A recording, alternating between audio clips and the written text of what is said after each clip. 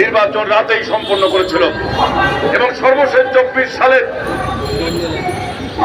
সকল রাজনৈতিক দলের যে দাবি যে দলীয় সরকারের অধীনে নির্বাচন দলীয় সরকারের অধীনে নির্বাচন নিরপেক্ষ হতে পারে না। এ কারণেই সকল বেশিরভাগ রাজনৈতিক দল, আমরা কমিউনিস্ট বামপন্থীরা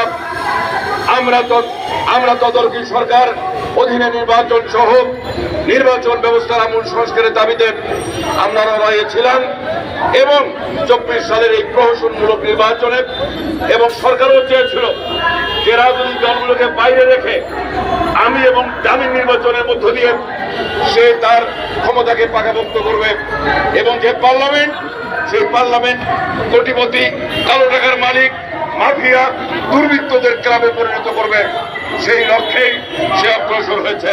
সংগ্রামী বন্ধুরা, যদি এদেশের মানুষ, সংগ্রামী মানুষ, বাংলাদেশের ইতিহাস, সংগ্রাম লড়াইয়ের ইতিহাস, এইখানে কোনো শৈল শাসক কোনোদিনও টিকে থাকতে পারে নাই।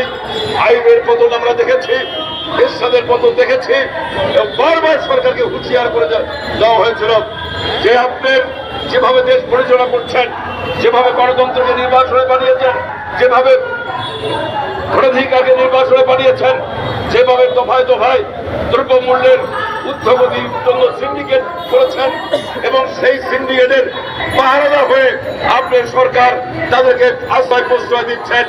আমরা সেই দিন বলেছিলাম আপনার পতন অনিবার্য, সেই অনিবার্য পতন 5ই আগস্ট এদেশের ছাত্রদের কোটার আন্দোলন থেকে, সেই কোটা আন্দোলন, কোটা সংস্কার আন্দোলন, সেই আন্দোলন থেকে এক দফার আন্দোলন এবং শেখ হাসিনার পতন 5ই আগস্ট ছাত্র জনতার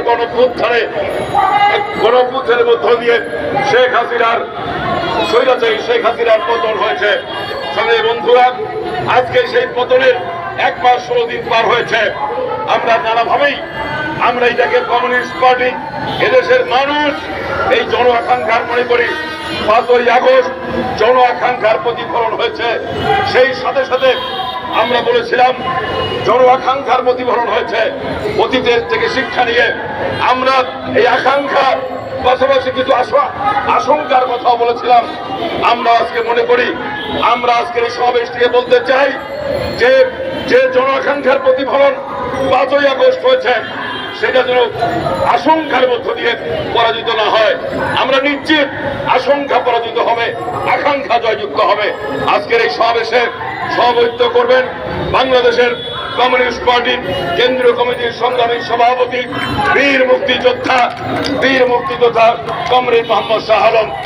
এবং আজকের এই সমাবেশে ইতিমধ্যেই মিছিল এসেছে আমাদের মহানগরের বিভিন্ন এলাকা থেকে, আমাদের মিছিল এসেছে।